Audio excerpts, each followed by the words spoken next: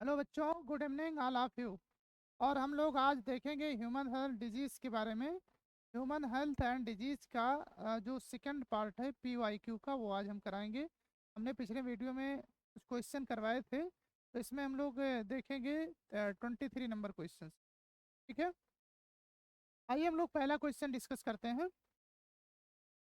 पहला क्वेश्चन यहाँ पे 23 है, कहा है ट्रांसप्लांटेशन ऑफ टिश्यू और organ fail to often due to non acceptance by the patient body.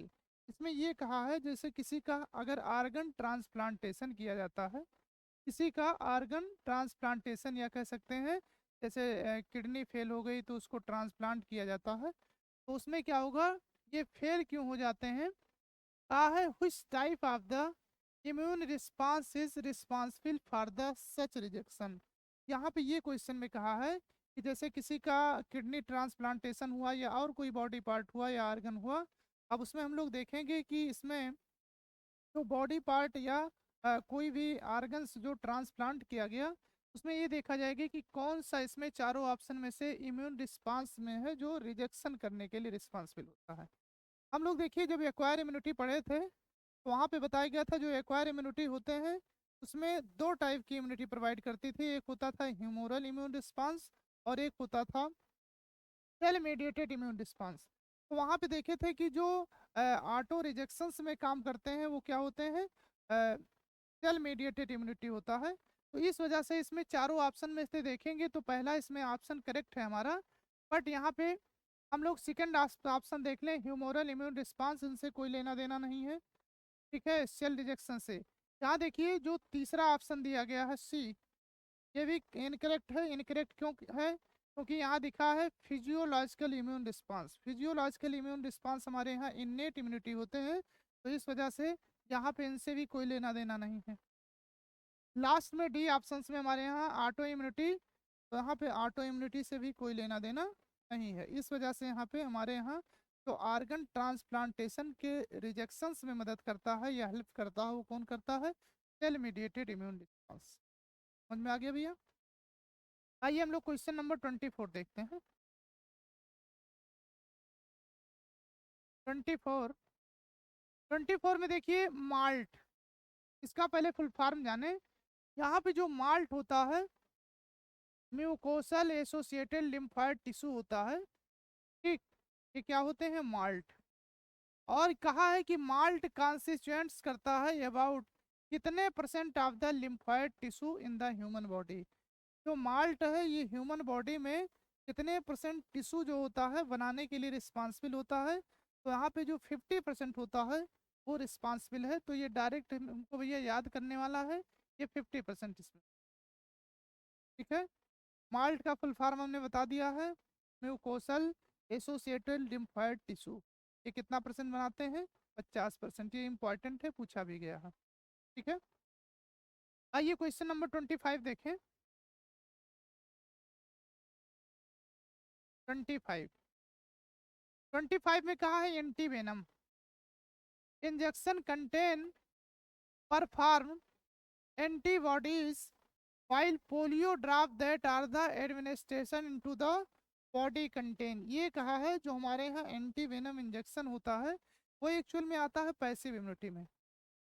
ठीक है, जो सांप का जहर होता है उसका नाम होता है वेनम, और उसके प्रति अगेंस्ट में जो काम करता है उसका नाम होता है एंटी वेनम। तो एंटी वेनम जो होता है वो पैसिव इम्यूनिटी में आते हैं।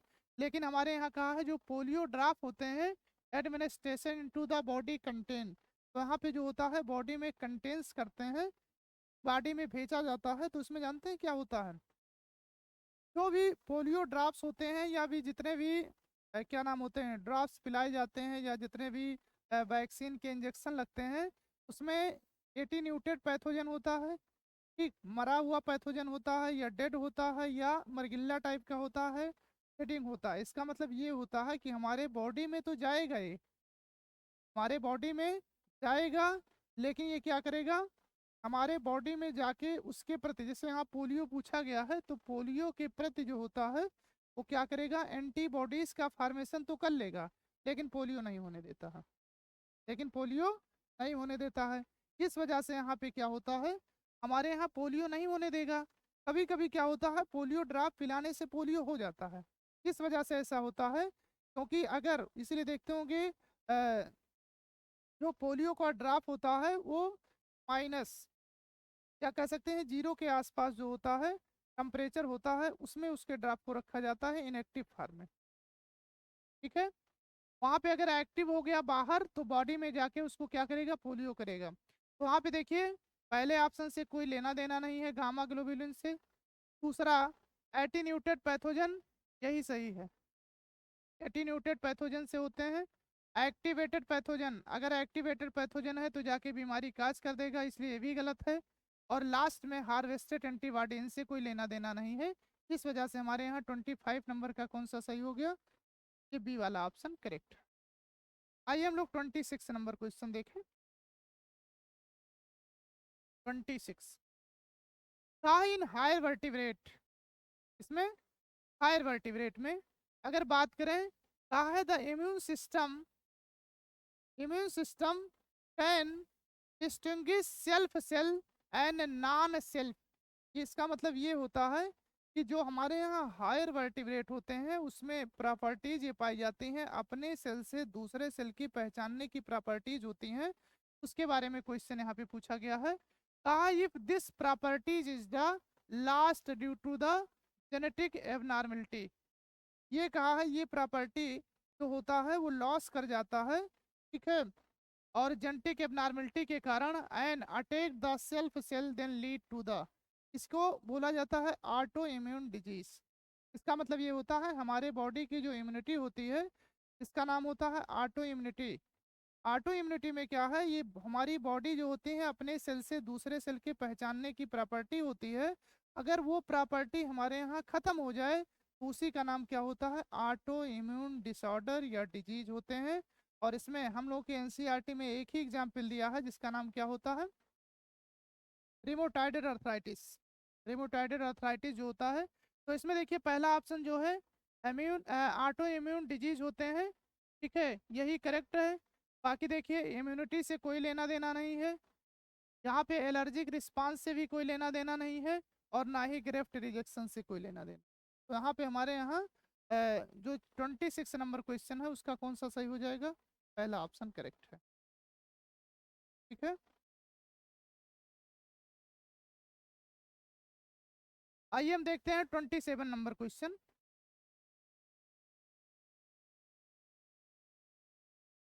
27 नंबर क्वेश्चन, कहा if you suspected major deficiency of the antibodies in the person, कहा है किसी भी पर्सन्स में ज़्यादा जो इफिशियंट्स होते हैं, यहाँ पे एंटीबॉडीज की डिफिशियंसी हो जाती है, कमी हो जाती है, to which of the following would you look for confirmatory evidence.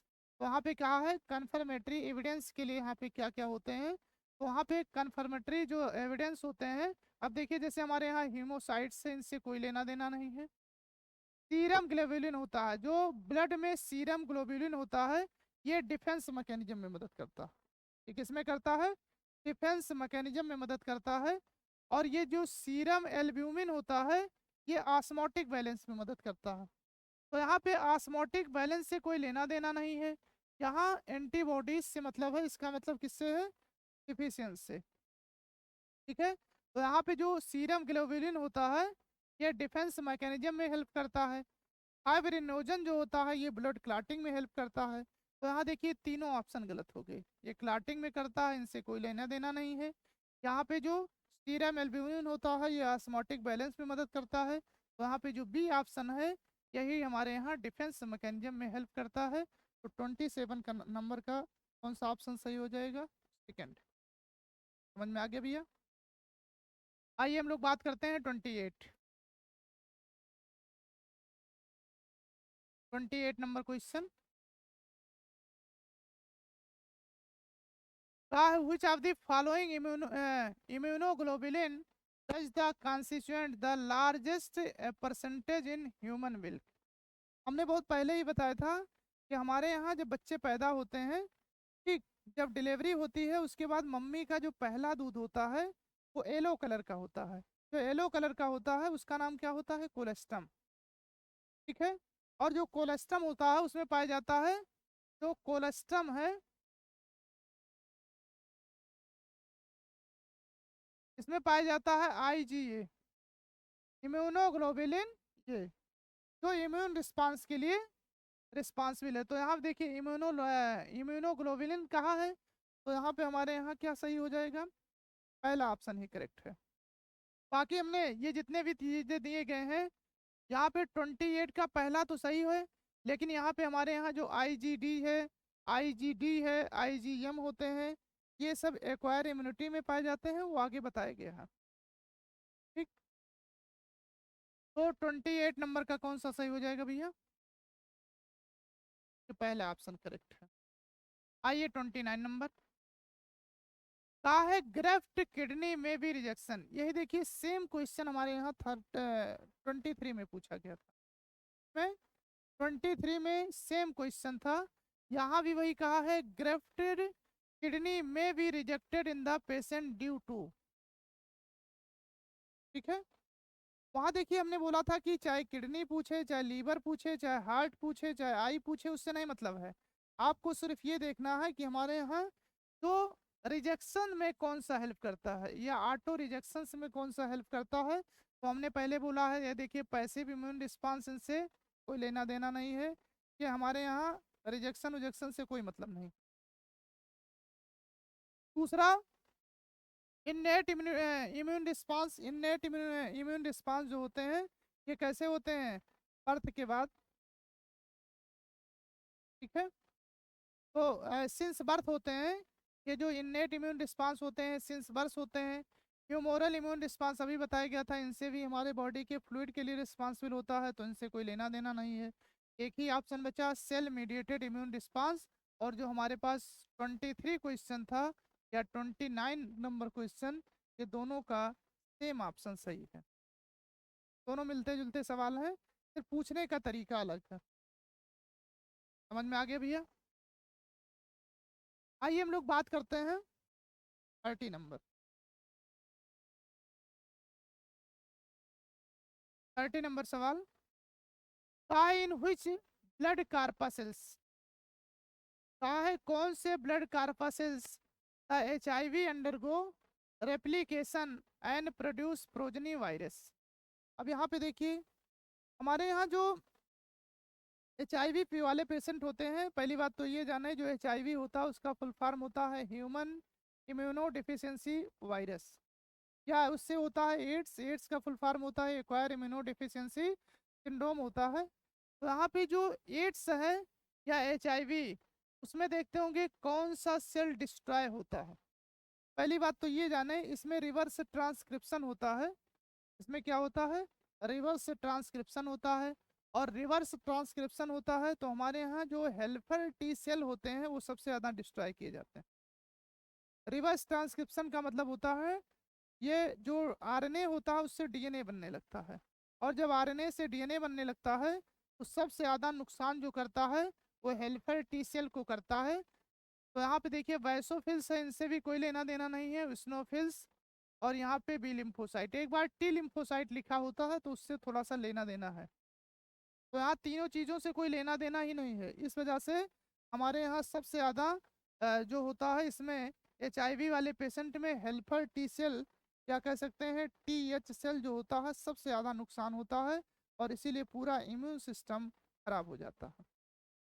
बात समझ में आ गई। आइए 31 नंबर क्वेश्चन देखें।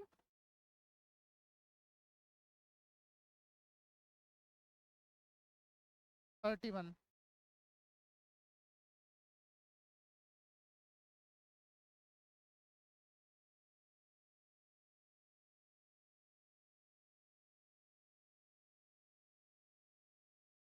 which of the following is correct regarding the AIDS causative agents HIV।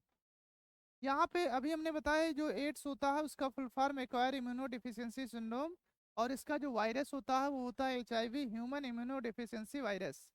ठीक है, तो यहाँ पे ये पूछा गया है कि चारों ऑप्शन में से कौन सा यहाँ पे क्या है, कौन सा ऑप्शन करेक्ट है। पहला चलिए देखते हैं, HIV envelope virus contain one molecule of the single standard RNA, ये तो सही है। And one molecule of the reverse transcriptase, यही तो गलत है। यहाँ पे सिंगल स्टैंडर्ड आरएनए तो होता है, लेकिन आरएनए के दो मॉलिक्यूल्स होते हैं। आरएनए के कितने मॉलिक्यूल्स होते हैं?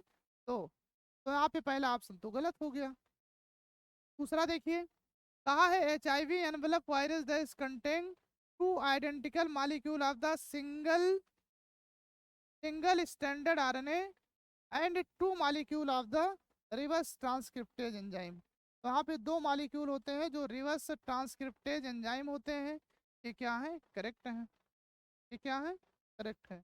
तो पहला यहाँ पे इनकरेक्ट हो गया, दूसरा क्या है? करेक्ट है। हमसे करेक्ट ही पूछा गया है। तीसरा ऑप्शन देख लें, कहा है H I V is envelope retrovirus. तो यहाँ पे रेट्रोवायरस तो सही है, लेकिन ये क्या होते हैं?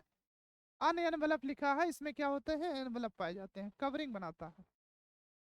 तो इस वजह से क्या है? गलत हो गया।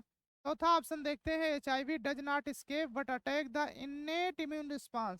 ये इन्नेट इम्यून रिस्पांस पे नहीं अटैक करता है, ये एक्वायर्ड इम्यून रिस्पांस पे ये अटैक करता है, इसलिए इसको बोला जाता है। हम लोग पढ़ते हैं इसमें नॉन कम्युनिकेबल डिजीज में पढ़ते हैं। नॉन कम, जिसमें हुआ है उसी में फैलेगा, दूसरे में नहीं होता है। ठीक है, तो ये भी क्या हो गया? गलत हो गया। तो इसमें जो 31 नंबर क्वेश्चन है, इसका कौन सा ऑप्शन सही हो जाएगा? सेकंड वाला। आइए हम लोग बात करते हैं 32 नंबर क्वेश्चन। देखिए, जो अभी हम हमारे पास 30 नंबर क्वेश्चन था, ऐसे ही यहाँ पे 32 भी है।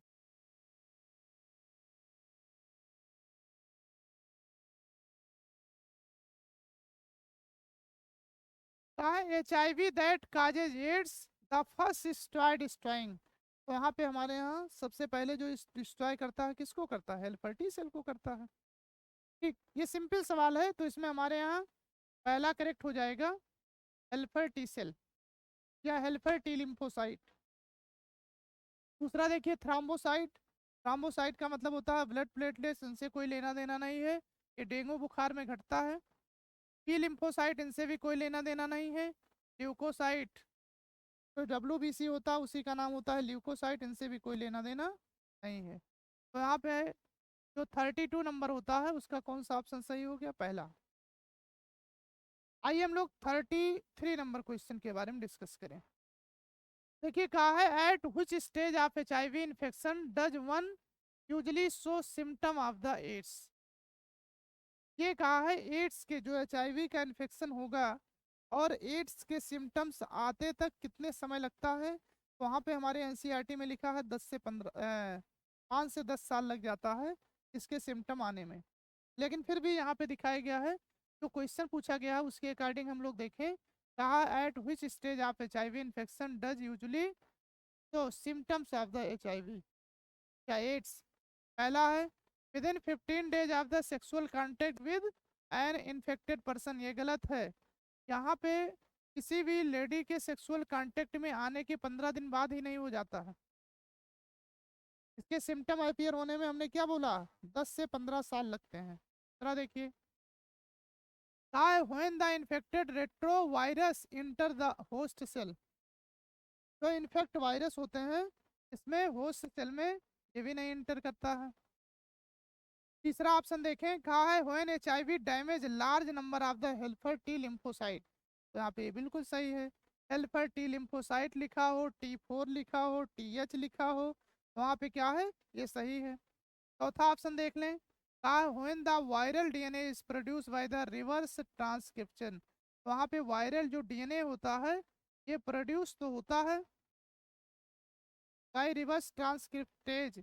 रिवर्स ट्रांसक्रिप्टेज नहीं, रिवर्स ट्रांसक्रिप्शन होता है। तो इस वजह से ये भी क्या हो गया? गलत हो गया। वहाँ जो एंजाइम लगता है वो रिवर्स ट्रांसक्रिप्टेज होता है। इस वजह से 33 नंबर का सी वाला ऑप्शन करेक्ट है। आइए 34 देखें। 33 का सी वाला ऑप्शन करेक्ट है। आइए 34 नंबर क्वेश्चन देखें।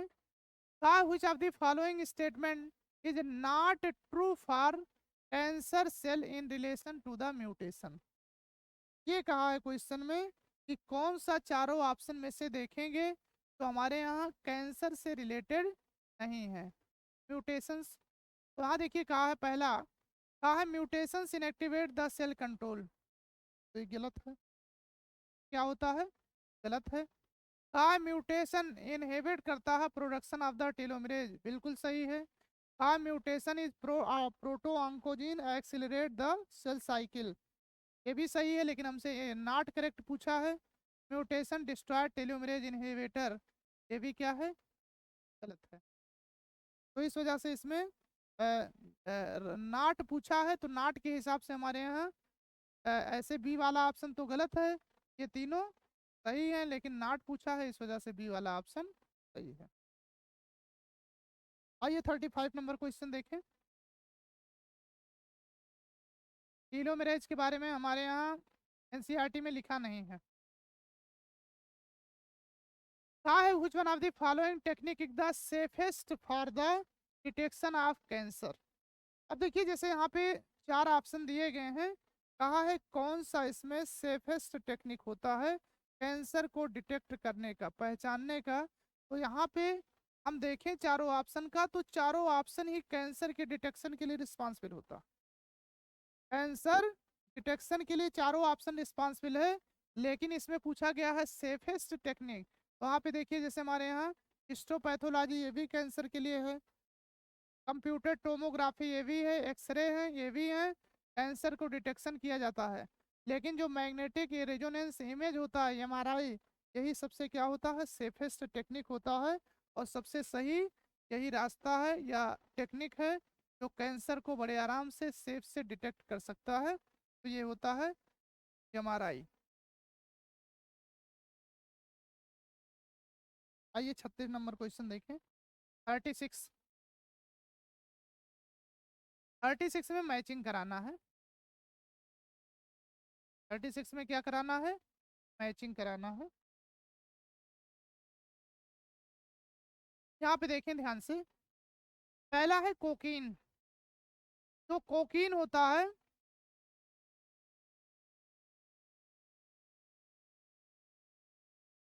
कोकीन जो होता है ये किससे निकाला जाता है? तो यहाँ पे जो इरेथ्रम जाइलम कोका होता है उसी से निकाला जाता है कोकीन। तो पहले का थर्ड ऑप्शन सही हो गया।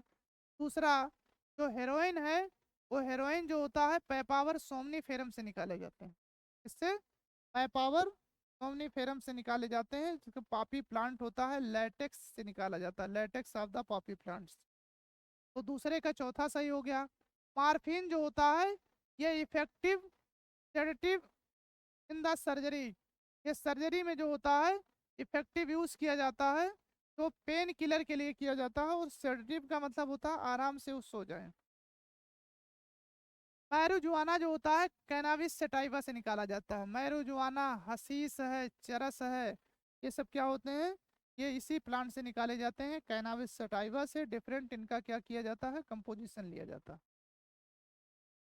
तो इसमें देखें, पहले का थ्री, पहले का थर्ड, ना इसमें है ना इसमें है ना इसमें है, इस हिसाब से इसका जो 35 नंबर क्वेश्चन है, 36 नंबर, उसका कौन सा सही हो जाएगा? चौथा। पहले का तीसरा, दूसरे का चौथा, तीसरे का पहला, पहले डी का दूसरा। 36 नंबर का कौन सा सही हो गया? Fourth option. आइए 37 नंबर देखें। कहा है diacetyl morphine is also called. जो डाई स्टाइल मार्फिन होते हैं इसी का नाम होता है स्मैक। केमिकली इसका नाम क्या होता है? स्मैक। जो एम्फेटामिन होते हैं, बारबिट्यूरेट्स होते हैं, ये मेंटल इलनेस में मदद किए जाते हैं, हेल्प लिए जाते हैं। क्रेक या कोका प्लांट्स होता है।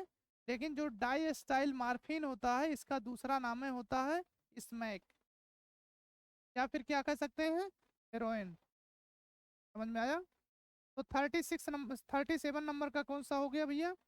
37 का ये ऑप्शन करेक्ट है। इसको यहाँ पे देखिए मैचिंग कराना है।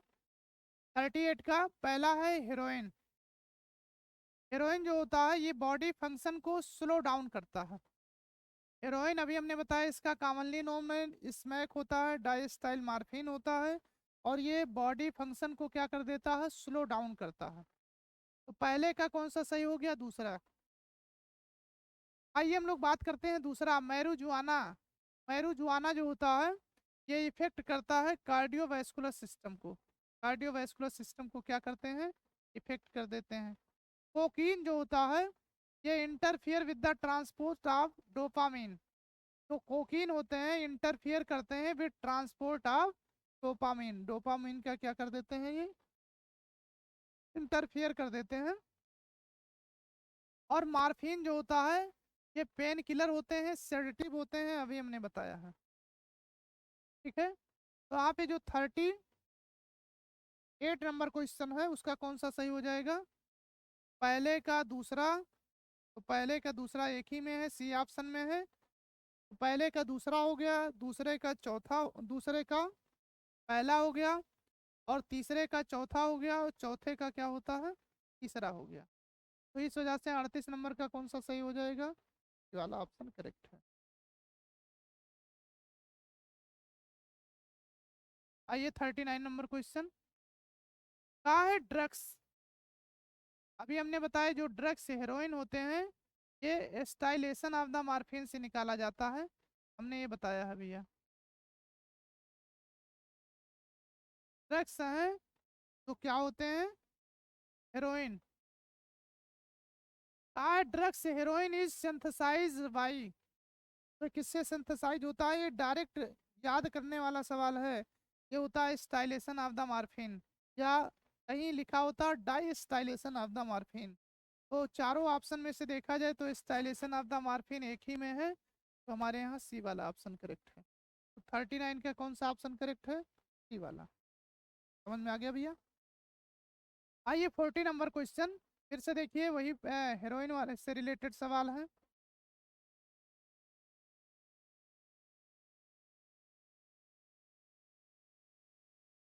इसमें कहा है विच पार्ट ऑफ द पापी प्लांट, पापी प्लांट जो होता है यूज किया जाता है ऑब्टेन ड्रग्स, इसका नाम होता है स्मैक। अभी हमने यही बताया जो पापी प्लांट होते हैं जिसका नाम होता है पैपावर सोमनीफेरम, और जो पैपावर सोमनीफेरम होता है उसी के लैटेक्स से क्या निकाला जाता है, ये निकाला जाता है भैया स्मैक। हमारे यहाँ ये फ्लावर है ये भी नहीं सही है, रूट ये भी नहीं सही है, लीव्स ये भी नहीं सही है, ये लैटेक्स जो होता है यही सही है, लैटेक्स ये करेक्ट है। तो जो हीरोइन होता है या कह सकते हैं स्मैक होता है लैटेक्स ऑफ द पापी प्लांट से निकाला जाता है। 41 नंबर क्वेश्चन, तो 2025 में नीट में आए हुए सवाल हैं, ये 2025 में आया हुआ है। क्या है which of the following type of the immunity is present in, which of the following type of immunity is present in at the time of the birth and not specific defence in the human body. Question में ये कहा है कि कौन सी ऐसी चारों option में से इम्यूनिटी है जो हम लोग पैदा होते हैं तो लेके पैदा होते हैं, सिंस बर्थ होता है।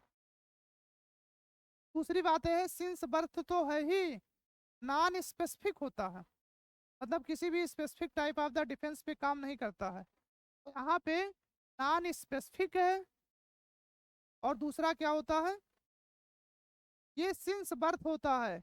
तो सिंस बर्थ या non specific type of the deficiency जो इम्यूनिटी होता है का नाम होता है इननेट इम्यूनिटी, का नाम क्या होता है, इननेट इम्यूनिटी। तो इसमें ऑप्शन तो हमारे यहाँ दूसरा ही करेक्ट है, लेकिन फिर भी पहला ऑप्शन भी हम क्या कर देते हैं, एक्सप्लेन कर देते हैं। अगर क्वेश्चन में हमसे ये पूछा गया होता कि स्पेसिफिक टाइप आफ्टर बर्थ, तो हमारे यहाँ पहला ऑप्शन करेक्ट हो जाता। लेकिन हमसे क्वेश्चन क्या पूछा गया है, ये सिंस बर्थ पूछा गया है। देखो लिखा है टाइम ऑफ बर्थ, इसका मतलब होता है सिंस बर्थ, और दूसरा नॉन स्पेसिफिक टाइप, इस वजह से दूसरा ऑप्शन सही है, पहला गलत हो गया। सेल मीडिएटेड इम्यूनिटी हमारे यहाँ जो है इम्यून रिस्पांस में मदद करता है, तो ये भी क्या है, गलत है। और ह्यूमोरल इम्यूनिटी बॉडी के फ्लूइड को मेंटेन करने के लिए रिस्पॉन्सिबल होता है, इसलिए भी गलत है। समझ में आ गया। तो यहाँ पे जो 41 नंबर क्वेश्चन है उसका कौन सा ऑप्शन करेक्ट हो गया, समझ में आया भैया। तो यहाँ पे हम लोग 2013 से लेके 2025 तक यहाँ पे क्वेश्चन देख लिए, आज यहीं तक। Thank you.